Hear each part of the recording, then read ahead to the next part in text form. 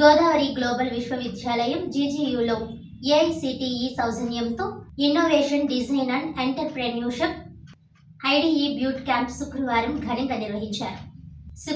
ఘనంగా ప్రారంభమైంది. గోదావరి గ్లోబల్ విశ్వవిద్యాలయం కులపతి కేవీవి సత్యనారాయణరాజు చైతన్యరాజు అధ్యక్షతన జరిగిన ప్రారంభోత్సవ సభలో ముఖ్య అతిథిగా హాజరైన తిరుపతి ఐఐటిలోని technology incubation hub project director doctor Roshan Srivastav మాట్లాడుతూ తిరుపతి ఐఐటి గ్రామీణ విద్యార్థులకు సృజనాత్మకతతో కొత్త ఆవిష్కరణలకు అవసరమైన నైపుణ్యాభివృద్ధికి తోడ్పాటు అందిస్తోందని చెప్పారు. గోదావరి గ్లోబల్ విశ్వవిద్యాలయం జీజీయూ అనుసంధానంతో విద్యా జిఐఎస్ కార్యక్రమమును త్వరలో ప్రారంభించేందుకు తాము చేయూతనందిస్తామని చెప్పారు. సభాధ్యక్షులు జీజీయూ కులపతి కేవీవి సత్యనారాయణరాజు చైతన్యరాజు మాట్లాడుతూ అపారమైన ప్రజ్ఞా పాఠవాలు ఉపాధ్యాయులకు సొంతమని చెప్పారు. కష్టించి పనిచేస్తే ప్రపంచాన్ని శాసించే స్థాయికి ఎదగవచ్చునని సూచించారు. ఉపాధ్యాయులు తమ ఆలోచనలకు సృజనాత్మకతను జోడించి వాటికి కార్యరూపం ఇస్తే భారత ప్రభుత్వం ఆర్థిక ప్రోత్సాహకాలు అందజేస్తుందని చెప్పారు. అటువంటి అద్భుత అవకాశాలను అందిపుచ్చుకోవాలని కోరారు. 2 రోజుల పాటు నిర్వహిస్తున్న ఈ బ్యూట్ క్యాంపును సద్వినియోగం చేసుకొని ప్రయోజనం పొందాలని కోరారు. మరో ముఖ్య అతిథి IP and technology transfer ministry of education innovation cell మరియు ఏఐసిటిఈ మేనేజర్ డాక్టర్ ఐఎన్ భీమలింగారెడ్డి మాట్లాడుతూ విద్యార్థుల్లో బాల్య దశ నుంచి సృజనాత్మకతను పెంపొందించే విధంగా పాఠశాల ఉపాధ్యాయులకు శిక్షణ కార్యక్రమాలు నిర్వహిస్తున్నామని చెప్పారు. ఇప్పటి వరకు 2 దశల్లో శిక్షణ జరిపామని, ప్రస్తుతం 3వ దశ శిక్షణ కార్యక్రమాలు జరుగుతున్నాయని చెప్పారు.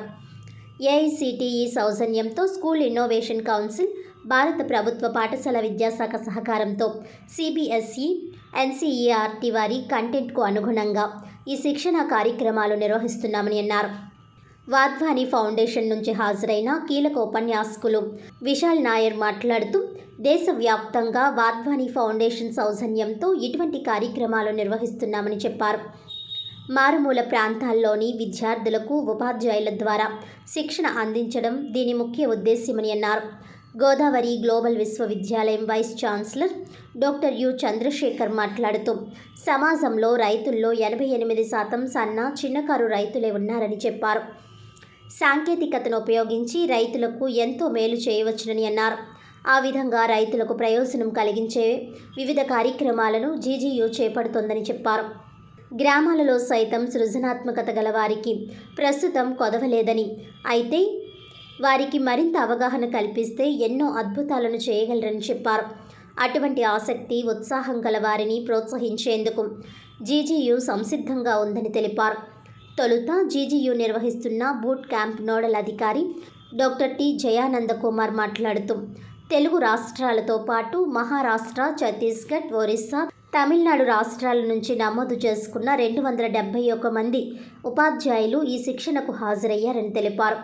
ఈ 2 రోజుల శిక్షణ కార్యక్రమాలకు పలువురు ప్రముఖులు హాజరై కీలక ఉపన్యాసాలు ఇస్తారని అన్నారు. ఉపాధ్యాయులు ఈ అవకాశాన్ని సద్వినియోగం చేసుకోవాలని విజ్ఞప్తి చేశారు. సమావేశంలో గోదావరి గ్లోబల్ విశ్వవిద్యాలయం director doctor M Srinivasarao, registrar doctor PMMS Sharma, కార్యక్రమ మోడల్ అధికారులు దండముడి విజేంద్ర కుమార్, కె వినోద్ వర్మ, వివిధ విభాగాల అధిపతులు, డైరెక్టర్లు, డీన్స్ తదితరులు పాల్గొన్నారు.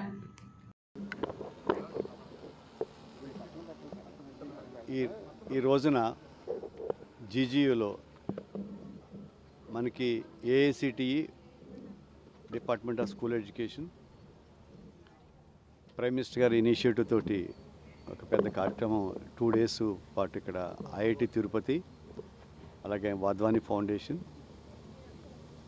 ఏఐసిటి రిప్రజెంటేటివ్స్ అంతా వచ్చారండి. ఇక్కడ మనకి ఈ ఇన్నోవేషన్, డిజైన్, ఎంటర్ప్రెన్యూర్షిప్ కోసం అని చెప్పేసి వర్క్షాపు చాలా ఇనిషియేటివ్ తీసుకుంటున్నాం గోదావరి గ్లోబల్ యూనివర్సిటీలో. దాదాపు ప్రభుత్వ పాఠశాల నుంచి హై స్కూల్ టీచర్స్కి చేసినటువంటి కార్యక్రమం ఇక్కడ. ఇది ఇండియాలోనే ఇప్పుడు వేరియస్ ప్లేసెస్ చేస్తుంటారు.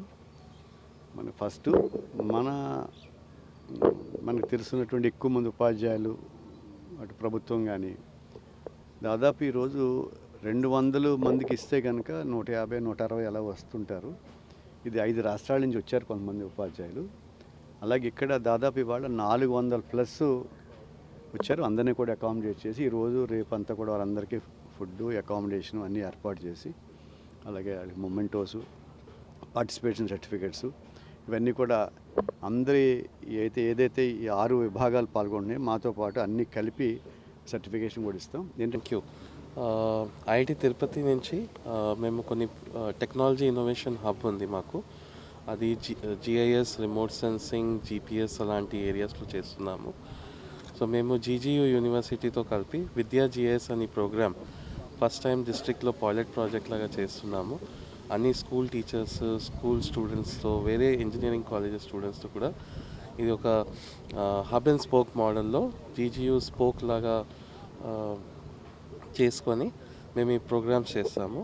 సెకండ్ ఇంపార్టెంట్ కాంపోనెంట్ ఏంటంటే నావిక్కి సంబంధించిన research, R&D plus implementation GGU university ముందుకు వచ్చింది ఇక్కడ.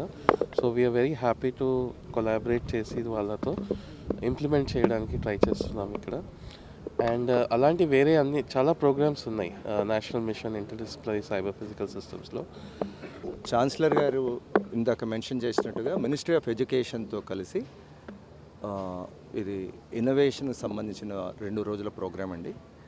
ఇందులో భాగంగా వాద్వానీ ఫౌండేషన్ నుంచి వచ్చిన ఎక్స్పర్ట్స్, తర్వాత టెక్నాలజీ బిజినెస్ ఇంక్యుబేషన్ సంబంధించిన 3-4 CEOస్, టీచర్స్కు, తర్వాత స్టూడెంట్స్కు ఇన్నోవేషన్కి సంబంధించిన గైడెన్స్ ఇవ్వాలనే ఉద్దేశంతో ఈ ప్రోగ్రాం చేస్తున్నామండి. ఇన్నోవేషన్ అంటే కేవలము పెద్ద ఇన్స్టిట్యూషన్సే కాదు, చిన్న పిల్లలు, చిన్న స్కూల్స్ నుంచి కూడా ఒక విధమైన వారి ఆలోచన సరళిలో ఒక గొప్పటి ట్రాన్స్ఫర్మేషన్ చేయాలి అనే ఉద్దేశంతో ఈ ప్రోగ్రాం చేస్తున్నామండి. వాతావరణంలో కలుషితానికి సంబంధించిన ప్రాబ్లమ్స్ కావచ్చు, నీటిలో గుర్రపు డెక్కలు ఉన్న ప్రాబ్లమ్స్ కావచ్చు, లేదా మనకు ఇప్పుడు అతి పెద్ద సమస్య ఏంటంటే ఇక్కడ aquaculture ponds east and west గోదావరిలో థౌజండ్స్లో ఉన్నాయండి.